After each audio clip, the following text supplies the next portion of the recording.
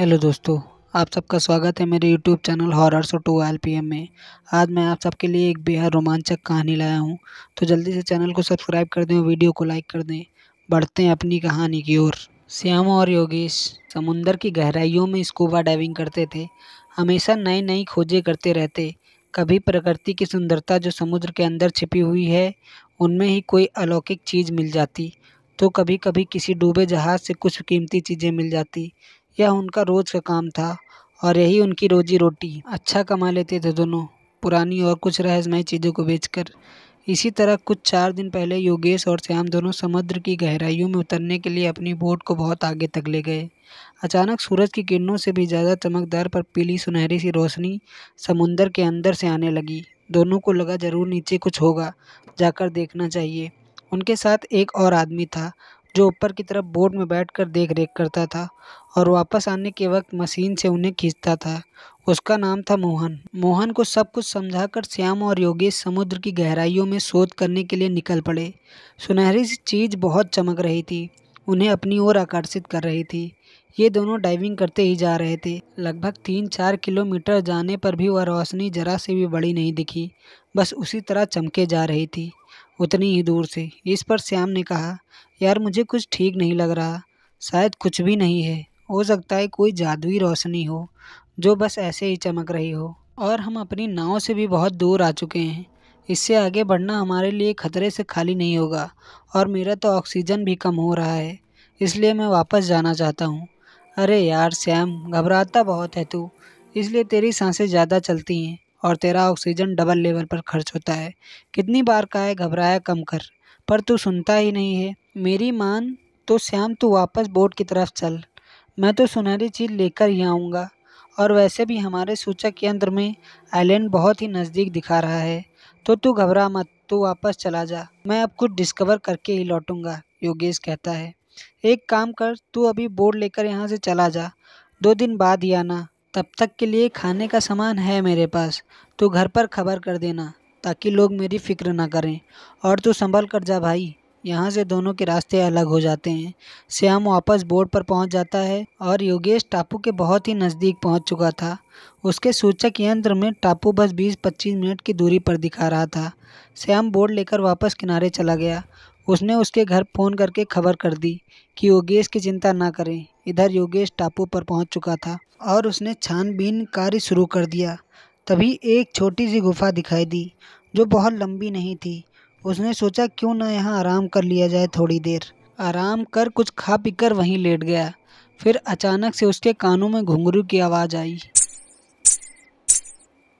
उसने उठकर देखा कि सामने एक बहुत ही सुंदर सी स्त्री, जिसने अप्सराओं की तरह कपड़े पहने थे, धीरे धीरे ठुमक ठुमक कर जा रही थी। उसका कसीला बदन, घड़े की तरह कमर जिससे नज़र हट ही नहीं रही थी, कमर से थोड़े ऊपर तक खुले बाल, गोरा चिट्टा बदन, गुलाब से होंठ, मछली सी आंखें, सुंदरता की मूरत लग रही थी।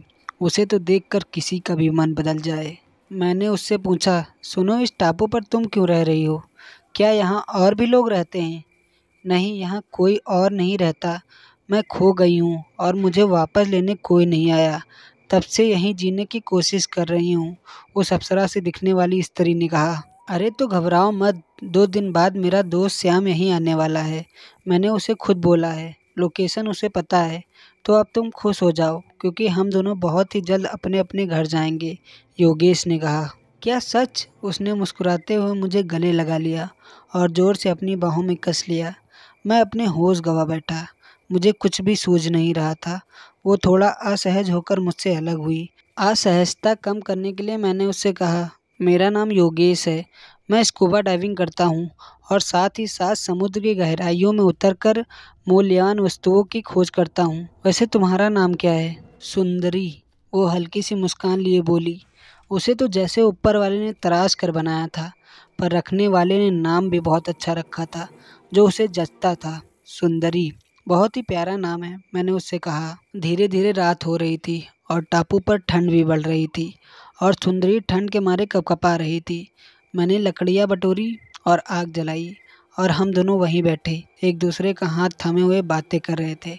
और रात जैसे जैसे बढ़ती गई, सुंदरी और मेरे बीच दूरियां कम होती गईं और आखिर हम एक हो गए और एक दूसरे के जिस्म से लड़ते रहे। उसकी सुंदरता का तो मैं कायल ही था, पर वो बहुत नशीली थी। मैं उसे खोना ही नहीं चाहता था। यही सोच रहा था कि काश ये रात यहीं थम जाए और सुंदरी हमेशा मेरे साथ ही रहे। और वहाँ शहर में श्याम को अपनी बीबी के मायके किसी आपातकालीन वश जाना पड़ा। जाते जाते उसने यह संदेशा मोहन को दे दिया कि 1-2 दिन बाद जाकर योगेश को वापस लाना है। मोहन नींद में था, हाँ हाँ करके वापस सो गया। मुझे 1 हफ्ते से ज़्यादा लग सकते हैं, तो योगेश से कह देना मेरे बिना अकेले न जाए, ठीक है? मोहन, तुम सुन रहे हो ना, या अभी भी नींद में हो? श्याम ने कहा। नहीं नहीं, मैं बोल दूंगा योगेश सर से, आप बिंदास होकर जाएं। मोहन बोला और फिर सो गया। उधर योगेश टापू पर हर दिन कुछ फल इकट्ठे करता, खाता और सुंदरी के साथ रंग रलियां मनाता। घर परिवार और बच्चों के बारे में तो वो पूरी तरह से भूल चुका था। वो सुंदरी के सपनों से बाहर ही नहीं आना चाहता था। और फिर एक दिन पूनम की रात आकाश में पूरा चंद्रमा चमक रहा था, उसी तरह जिस तरह सामने बैठी सुंदरी का चेहरा चमक रहा था। सुंदरी ने एक बार फिर योगेश के साथ शारीरिक संबंध बनाए और चंद्रमा की तरफ देखकर भयानक हंसी के साथ जोर जोर से हंसने लगी। वो लेटा था और सुंदरी उसके पास ही बैठी थी।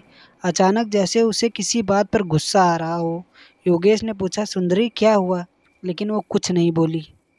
पहले तो उसे सिर्फ गुस्सा आ रहा था, फिर अचानक उसकी कायाकल्प बदल रही थी। धीरे धीरे उसकी सुंदरता बदसूरती में बदलती जा रही थी। मैं घबराया, मैंने भागने की कोशिश की, पर उसने मेरा पैर पकड़ के खींच लिया और मैं औंधे मुँह गिर गया। पलट कर देखा तो वो सुंदरी एकदम भयानक रूप ले चुकी थी। उसकी जिन आंखों का मैं कायल था, उन आंखों से अब खून बह रहा था। उसके होंठ काले हो गए थे और बड़े बड़े दांत बाहर की तरफ निकले हुए थे। उसके बाल हवा में ऐसे लहरा रहे थे जैसे सांप लहरा रहे हों। उसका पूरा शरीर काला पड़ गया था और वो कोई सुंदरी साधारण इंसान नहीं बल्कि एक पिशाचनी थी। उसने मुझे पलटा। मेरा शरीर तो मानो उसके लिए जैसे गुड्डे जैसा हो। मेरी छाती पर आकर बैठ गई। उसने चांद की तरफ देखा और जोर से चिल्लाई। अपने बड़े नाखूनों से उसने मेरा सीना फाड़ डाला और बड़ी सी जीभ निकालकर मेरा खून पी रही थी। ये मेरी अंतिम सांसें थी। कहीं ये कोई सपना तो नहीं? नहीं, ये नहीं हो सकता। मैं इतना बेवकूफ़ कैसे हो सकता हूँ? मैंने कितनी आसानी से इस पर भरोसा कर लिया, पर अब मुझे अपनी गलती पर पछताने से भी क्या फ़ायदा, क्योंकि मेरे पास सिवाय मौत के अब कुछ बचा ही नहीं। रुक, इतनी जल्दी नहीं मारूंगी तुझे, वचन दिया है। मैं जान लेने से पहले अपनी सच्चाई ज़रूर बताऊंगी और फिर जान लूंगी, उस पिशाचनी ने कहा। मैं सुंदरी हर महीने पूनम की रात को एक पिशाचनी का रूप लेती हूँ और हर बार एक तड़पती फड़फड़ाती लाश का खून पीती हूँ, जिससे मेरी जवानी कायम रहती है और तुम जैसे बेवकूफ़ यहाँ तक आते हैं। मैं खुद चारा डालती हूँ तुम्हें। तुम भी तो सुनहरी वस्तु के लिए यहाँ तक आए थे। वो मेरा ही माया जाल था, पर जो भी यहाँ आया है वो सिर्फ मेरी खुराक बना है। मैंने तुमसे संबंध बनाए जैसा कि आज तक मैंने बहुत सारे लोगों के साथ किया है, परंतु यहाँ से कोई वापस नहीं जा पाया और ना ही तुम जा पाओगे। इतना कहकर वो योगेश के चीथड़े चीथड़े कर डालती है और कुछ ही पलों में वह पिशाचनी वापस सुंदरी बन जाती है और अगले शिकार का इंतजार करती है। और आज भी सुंदरी उसी टापू पर इंतजार करती है एक नए शख्स का, और हमेशा कायम रखती है सुंदरी का रहस्य। तो दोस्तों, अगर कहानी अच्छी लगी हो तो कमेंट करके ज़रूर बताएं। फिर मिलते हैं ऐसी डरावनी कहानी के साथ। तब तक के लिए जय श्री राम।